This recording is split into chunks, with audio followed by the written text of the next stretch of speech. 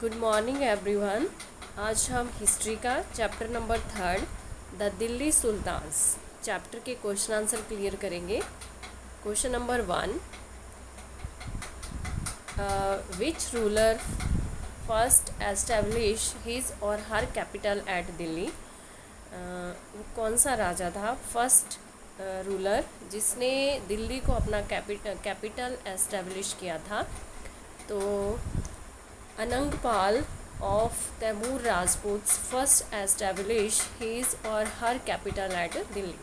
पाला डायनेस्टी के जो फर्स्ट रूलर थे अनंगपाल था उनका नाम। तैमूर राजपूत उन्होंने फर्स्ट दिल्ली को अपनी कैपिटल एस्टेब्लिश किया था। Question number 2, what was the language what was the language of administrations under the Delhi sultans. Delhi sultans के अंडर एडमिनिस्ट्रेशन की जो लैंग्वेज थी वो क्या थी? Persian was the language of administration under the Delhi sultan. जो लैंग्वेज थी वो है Persian. Persian language Delhi sultans के अंडर एडमिनिस्ट्रेशंस की लैंग्वेज थी। In whose reign did the सल्तनत रीच इन फर्दियस्ट एक्सटेंट। किसके क्षेत्र में जो सल्तनत थी वो बहुत ज़्यादा एक्सटेंड हो गई थी, बहुत ज़्यादा मतलब फैल चुकी थी। सल्तनत reign its farthest extent reign of Mohammad Tughlaq. तो मोहम्मद तुगलक के टाइम जो सल्तनत थी बहुत ज़्यादा एक्सटेंड हो गई थी, बहुत ज़्यादा बढ़ गई थी। From which country did Ibn Battuta travel to India. कौन सी कंट्री से आए थे वो इबन बतूता इंडिया में ट्रैवलिंग कर जिन्होंने इंडिया में ट्रैवल किया था तो वो कौन सी कंट्री से आए थे?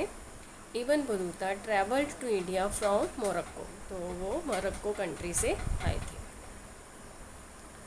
According to the circle of justice, why was it important for military commanders to keep the interests of peasantry in mind? According to the circle of justice, circle of justice के according जो military commanders थे वो जो किसान थे उनमें से किसानों की भलाई मतलब उनमें उनका जो इंटरेस्ट था, उनकी जो भलाई का जो वो था वो अपने दिमाग में क्यों रखते थे? According to the circle of justice, it was important for military commanders to keep the interests of peasantry in mind because a king cannot survive without soldiers। क्योंकि जो राजा था वो सोल्जर्स के बिना नहीं सरवाइव कर सकता था। And soldiers can not live without salaries, और जो सोल्जर्स थे वो सैलरी के बिना सरवाइव नहीं कर सकते थे। Salaries of the soldiers came from the revenue collected from peasants. जो सैलरीज थी वो सोल्जर्स की जो सैलरी थी वो कहाँ से आनी थी?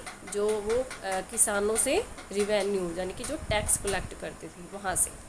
But peasants can pay revenue only when they are prosperous and happy. जो सोल्जर्स जो किसान थे वो रिवेन्यू तभी पे कर सकते थे जब वो क्या हो, राजा के उसमें खुशहाल हो, हैप्पी हो, तभी वो क्या कर सकते थे, रिवेन्यू जो टैक्स थे वो दे सकते थे। Next question, what is meant by the internal and external frontiers of the सल्तनत।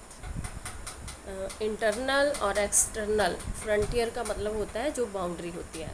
सल्तनत की जो बाउंड्री थी इंटरनल और एक्सटर्नल, इसका क्या मतलब था? इंटरनल फ्रंटियर्स ऑफ द सल्तनत include hinterlands of the garrison towns. Garrison town का मतलब होता है शहर, गैरिसन जो हथियार होते हैं। हिंटरलैंड्स मतलब बड़ा जो एरिया होता है, मतलब सल्तनत के जो अंदर वाला बड़ा एरिया होता है वो गैरिसन टाउन था। और एंड गंगा जमुना द्वाब। एक्सटर्नल जो बाहर वाला एरिया था, बाहर वाली जो बाउंड्री थी, एक्सटर्नल फ्रंटियर्स ऑफ द सल्तनत include unconquered areas of southern India which is away from Delhi.